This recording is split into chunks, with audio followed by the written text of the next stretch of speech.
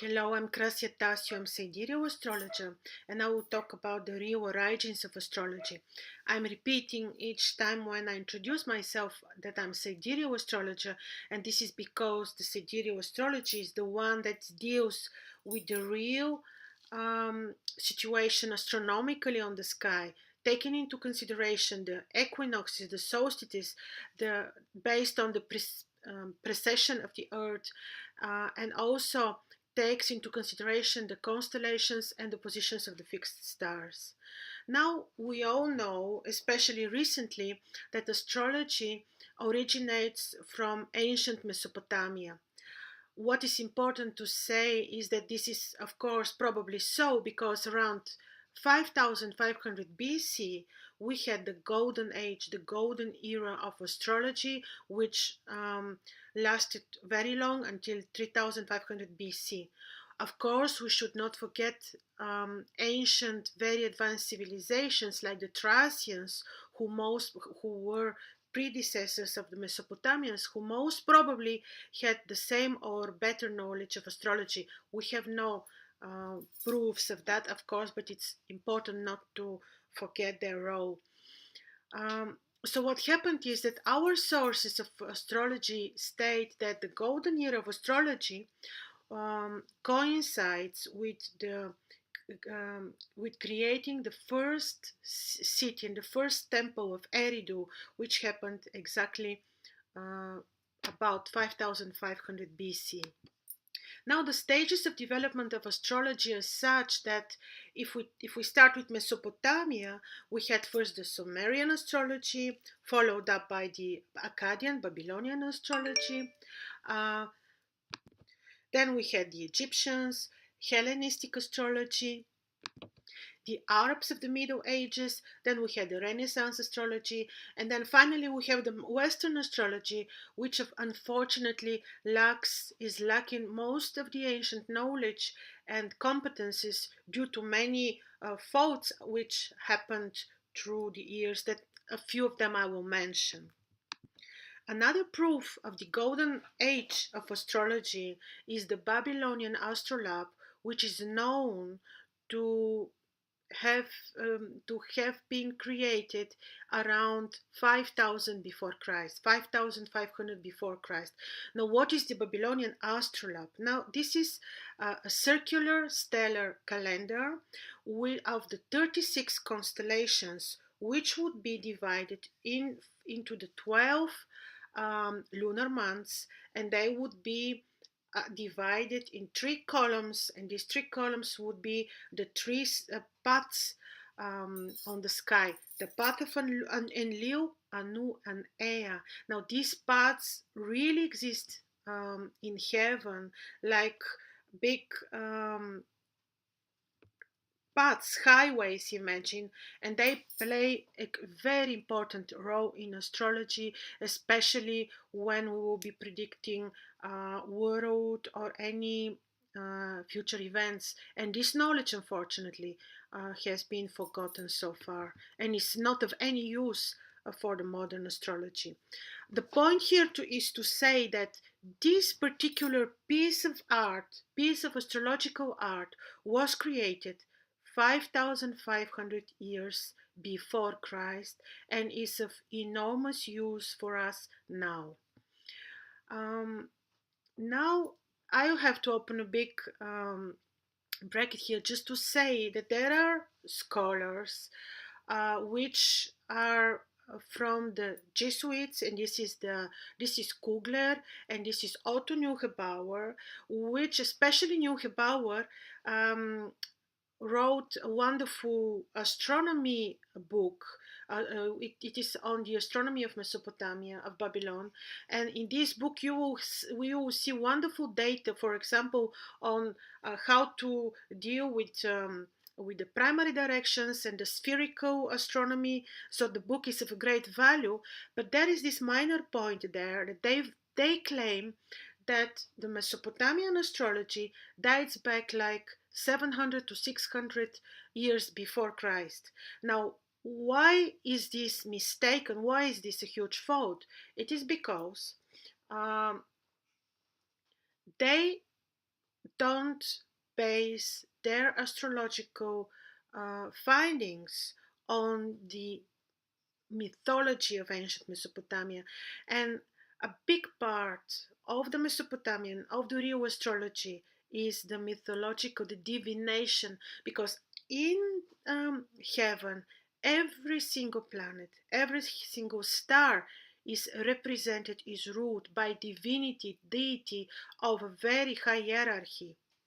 So, so to neglect the science of divination uh, can can result in limiting your understanding of astrology and perception of the real knowledge and the meaning of every astrological aspect of every of the meaning of every planet, star, or constellation. So the Pan-Babylonians are those which support the idea that the astrological, that the ancient astrology goes back to 3,000-4,000 years and more before Christ. And this is the reality because they base their findings on mythology and astronomy. Now, talking about astrology and divination, very important is to mention here the story of the legend of the illumination of Hermes, King Enmeduranki, Hermes, the first Hermes. So, according to the legend, actually it is based on tablets which are now in the British Museum, which were translated from Lambert, and now some additional translation has been made by the Melamu project, so you can easily find this text on the internet. So according to the legend, the first person whom the gods gave the knowledge of the heavenly signs was Enmeduranki, and he was king, he was saint, he was priest of Sipar, and this is a city dedicated to the sun god Shamash, and this is a city which existed before the flood. And it is said that King Enmeduranki ruled for about 42,000 years. So the story, the legend is the following. On the assembly of the gods, Shamash, the sun god, and Adat, the god of the winds, the storms, raised Enmeduranki high up in heaven. They put him on a golden throne. They gave him a rod of cedar, the one that is favorite to all gods. And they revealed to him the knowledge on how to predict the future, on animal liver, on oil, on water. They taught him the mystery of heaven and earth. So they gave him the mystery of predicting and magic, and he was supposed to transfer this knowledge to the men of Sipar, Nippur, and Babylon. And the same way he exalted them on the golden throne, gave them the rod of cedar, and taught them the knowledge on how to predict the future. And of course, there is also mentioned that these men should not be just any man, but they should be a man of good seed, men of descendants of Enmeduranki, men with free of diseases. So it was not indifferent which man will inherit the knowledge of astrology, predicting the future, and magic. So this story is to say, once again, to show us the ancient roots of astrology, and also to say that this happened about 5,500 years before Christ, before the flood. And there is a theory which says that the first civilization grew from this particular area, and this was the Black Sea area, and the Enmeduranki.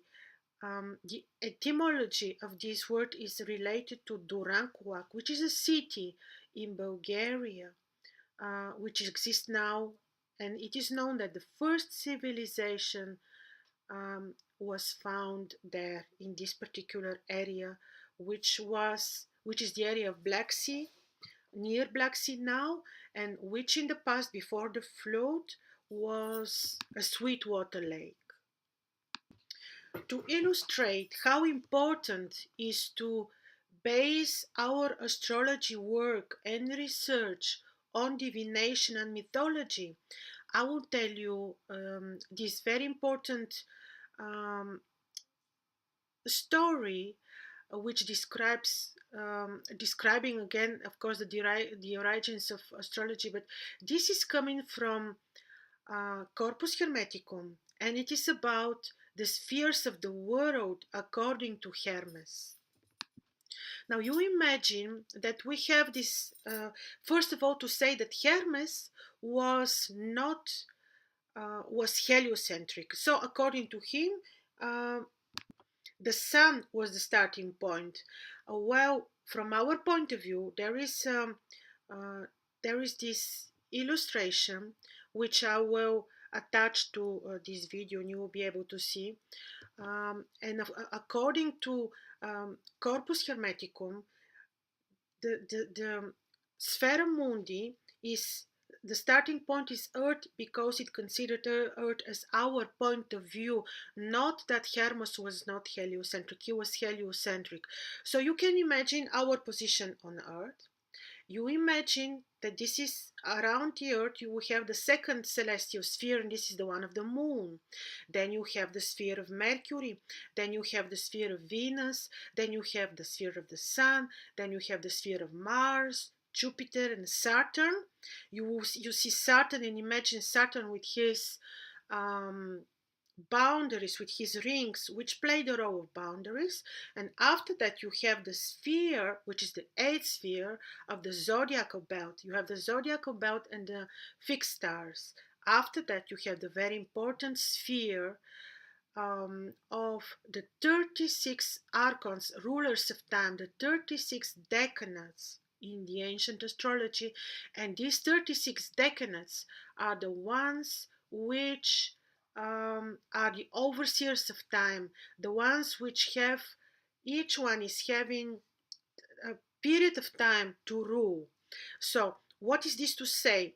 This is to say that every particular sphere, planetary or stellar sphere, is having a ruler which is a deity, a god, divinity of a very high hierarchy. The higher you go, the higher the hierarchy.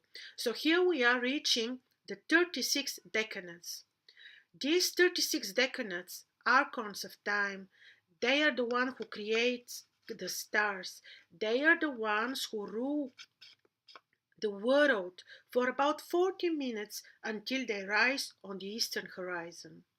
So you see that without divination, without mythology, without understanding that astrology and the spiritual world are connected very tightly, we can't really reach the desired knowledge and results in astrology. So what is happening? You have these 36 overseers, each one of them is having a specific name, and then you have the God, then you have everything, then you have the creator. So this is how Hermes sees the sphere mundi, or the how he envisions the world. Uh, we have also many other sources of antiquity which link us to Babylon, and which prove immediately the very ancient origins of the Mesopotamian astrology. These are, for example, the cuneiform tablets of Enuma Anu Enlil, which are known to come from the Kassite period, which is the period of about 1500 BC to 13 to 12 something hundred BC, and they are known to have been made from the scholars of the king, and their role was to analyze the ominous phenomena to report to the king. Now the thing is that these particular cuneiform tablets are about 500, and only a small particle of them, unfortunately, is being translated, and I hope with my studies of Akkadian to be able to contribute to the translations, to the further translations of the cuneiform tablets of Enuma Anu Enlil, because they are of immense value. Once again, this is to show you, to illustrate the ancient Babylonian origins of the ancient astrology. I will conclude with the following. You have the well-known works of Ptolemy, the Tetrabiblos, who is actually maybe the sort of starting point of the modern astrology. From this particular point, the fault, the mistake of the modern astrology is starting, and it is based on the fact that Ptolemy wrote Tetrabiblos around 139 years after Christ. So what is happening? I think it was in 1924 when a researcher called Vogt, later on Cyril Fagan, is confirming his research. They have proven that actually when Tetrabiblos was written by Ptolemy, the spring equinox was in the 0 degrees of Aries. So what is happening? We're talking about era about 2,500 years before 2,000 years before us. What is happening is that the modern Western astrology is taking this particular degree of the spring equinox as as a fixed point, and they do not move it towards the new point of the equinoxes and the solstices. So actually the modern astrology is remaining somewhere there in the 0 degree of Aries 2000 years ago. This is to say how important is that we follow up the history, that we follow up the real sources, that we analyze and not blindly read what is being given to us, so that we can really practice real, valid, and reliable astrology to be able to help people. So it's never late to change, it's never late to learn mythology so that you can enrich your perception and understanding of the sky, of the divination. Um, so this was about it. I'm Krasi Attasio, sidereal astrologer. Thank you.